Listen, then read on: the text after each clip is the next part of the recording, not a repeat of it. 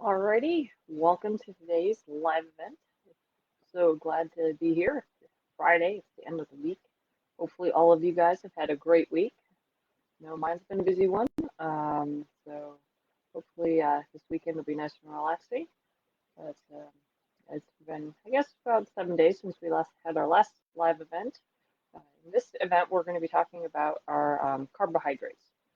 So, without further ado, let's jump on in. So a lot of people know that carbohydrates is a general term. They have an idea of what that means, but we're going to get into a little bit more of the nitty gritty of it, if you will, this video. So with carbohydrates, they're also called carbs. They're actually one of the three macronutrients. And macronutrients are carbohydrates, proteins, and dietary fats. And so with carbohydrates, um, usually you try to comprise your meals of these three macronutrients and then supplement in other things to get micronutrients in there as well. Um, which that's a whole different topic, which we'll get into at some point. But for the sake of this, we just understand that carbs is a macronutrient. So carbs are comprised of sugar molecules that are bound together. And since they are based on sugar, they're divided into simple versus complex sugars. Most starches are an example of complex sugars. Um, so carbs are broken down by our body to create energy. So they're essential in that regard. The complex sugar is broken down to a simple sugar, which is broken down into glucose, because your body is fueled by glucose.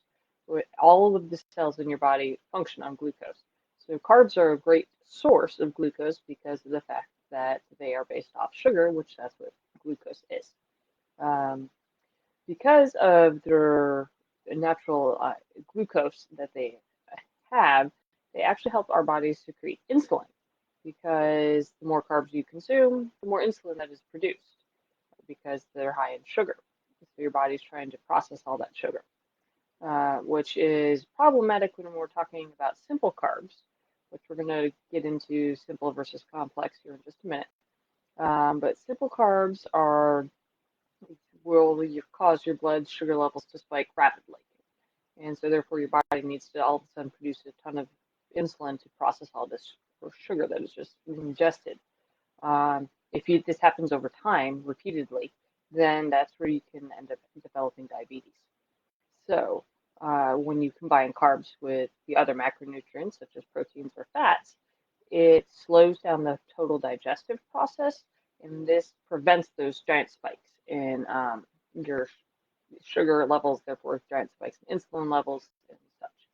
Um, so when you're looking at carbs and all of that, they're often described as good carbs or bad carbs. Well, good carbs are whole unprocessed carbs that contain fiber. Bad carbs are processed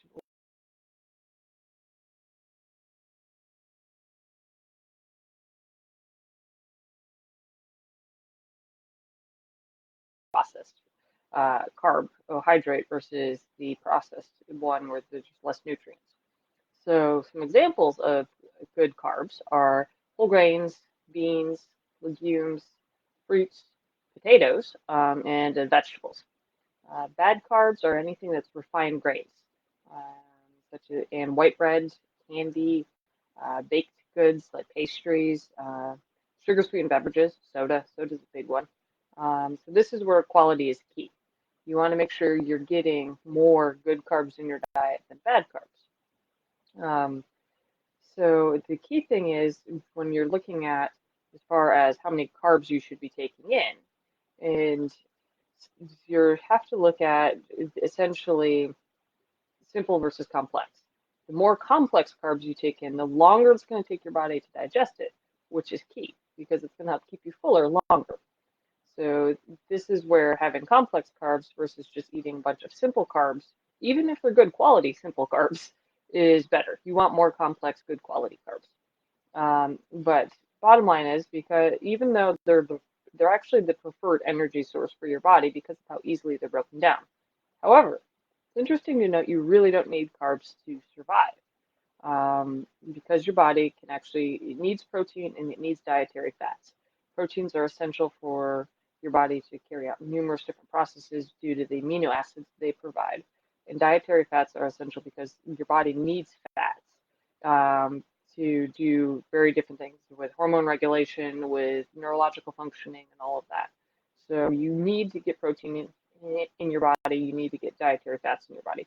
You really don't need to get carbohydrates in your body. And so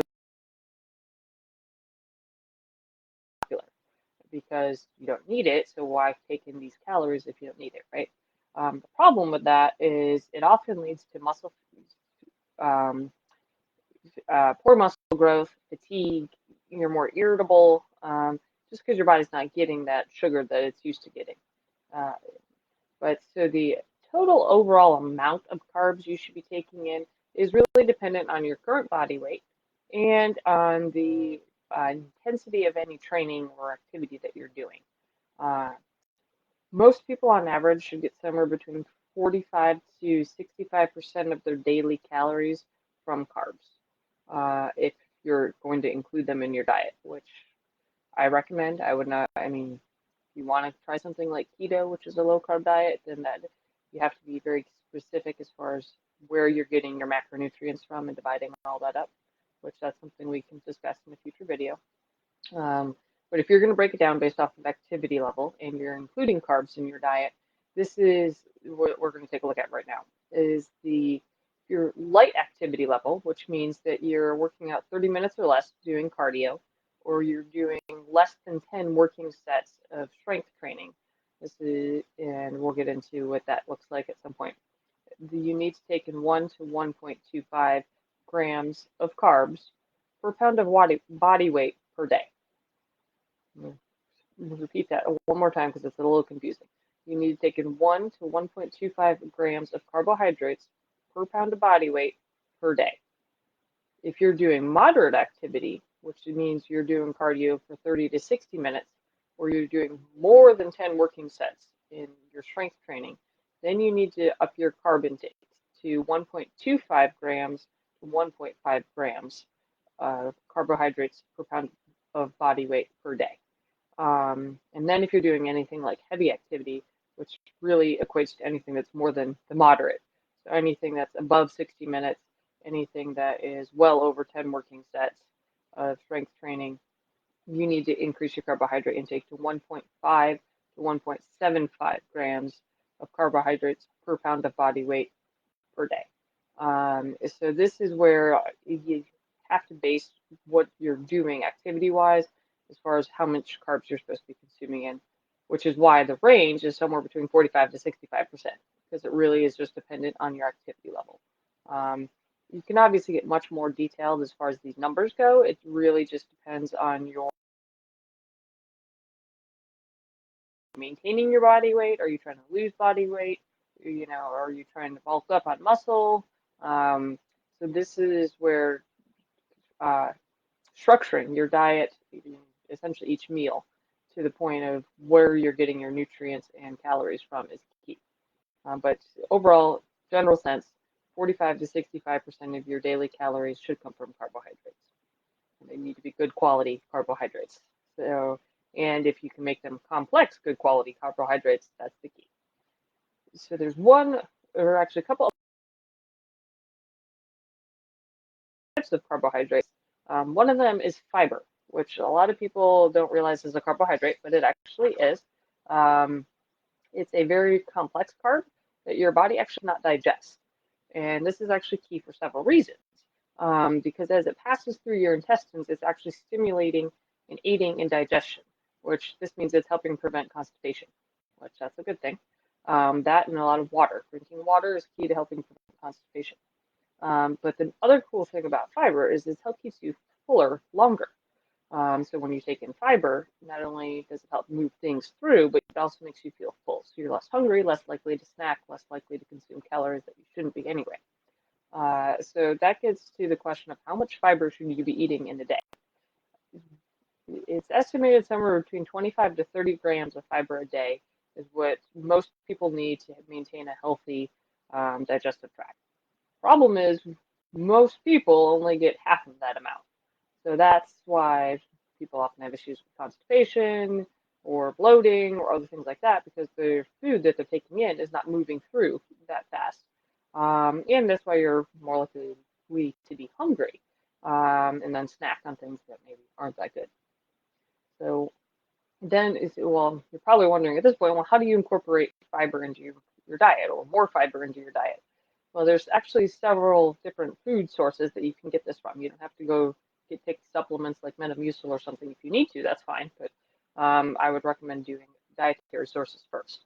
So some good sources are beans and legumes like black beans, chickpeas, lentils, pinto beans, um, fruits, especially those that have like edible skins, like apples or peaches, or and fruits that have seeds, sort of like strawberries or something like that. Nuts or seeds are great sources of fiber. So almonds, peanuts, walnuts, pumpkin seeds, and sunflower seeds are great. I know we're heading into fall here, so pumpkin seed season is coming upon us, which I love having them roasted and all that. Just be careful what you put on them as far as seasoning. Um, then as far as whole grain products, you've got things like brown rice, oatmeal, quinoa, cereal, and whole wheat bread and pasta. Key here is whole wheat. You want it as minimally processed as possible because when it gets processed, they're actually taking out the fiber. So you want them to be whole wheat, a whole grain, something like that. So that way you're getting that fiber. And then as far as vegetables go, you can try corn, lima beans, broccoli, Brussels sprouts, and squash. All of those are great sources of fiber.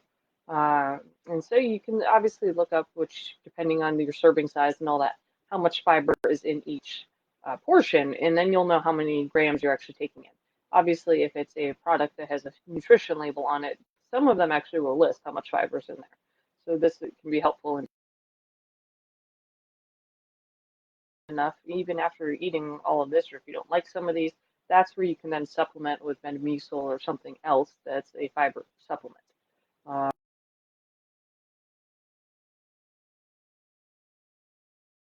Component that I want to talk about that's a carbohydrate that many people don't realize is prebiotics.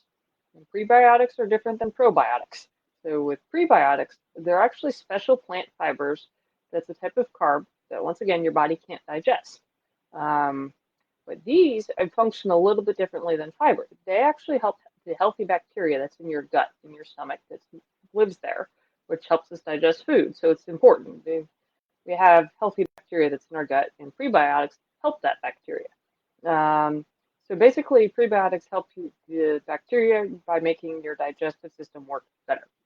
So um, this is why you want, if you're interested in improving your gut health, prebiotics can actually be very beneficial. There's natural sources of prebiotics. So that can include things like apples, artichokes, asparagus, bananas, barley, berries, chicory, cocoa, for those of us who like chocolate, dandelion greens, which there's a lot of products now that are starting to add those into their uh, offerings. Then you have flaxseed, garlic, any green vegetables essentially, konjac root, leeks, legumes, oats, onions, tomatoes, soybeans, wheat, and yacon root. So there's a ton of different options and to be able to get prebiotics into your diet. If that's not enough, there's foods that are fortified with them, which means the prebiotics are added to the foods. So you, such as for younger children, baby formula often has prebiotics in it. Just be sure to talk to your doctor before starting your child on that. Um, Many breads are fortified with prebiotics, so are cereals, cookies, and yogurt. Um, Oftentimes, they're not going to be listed on the label as a prebiotic, so you're going to have to look for very specific words, which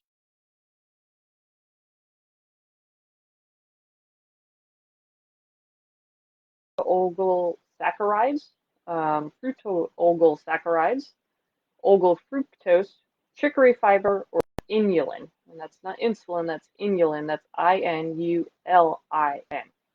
Um, so if you find that on the label, that means they've put prebiotics into the food. And it is important to note that sometimes the prebiotics can cause certain side effects, such as bloating, diarrhea, gas, or constipation. But these are more likely to occur if you already have like irritable bowel syndrome or other food intolerances. But once your body gets used to taking the prebiotics in, these symptoms usually go away. Um, but if you do have any gastrointestinal disorders, talk to your doctor before you start taking prebiotics to make sure that it's okay with them that you do. Um, so that in itself sums up prebiotics. We've covered a lot when it comes to carbohydrates, fiber, and prebiotics in this video. Obviously, if you have any questions, if you want further information or detail on a particular area, please like or comment on this video or shoot me a private message, and I'll be happy to go into much further detail than this. But this was just more of a general overview to get you started on your journey to being able to eat healthier. And at some point in the future, we will be covering the other macronutrients, protein, and dietary fats. And then we'll also cover how to construct meals and all that. So this is just the beginning. So please, once again, comment below. I'd love to hear from you or send me a message, and I will catch you guys next week.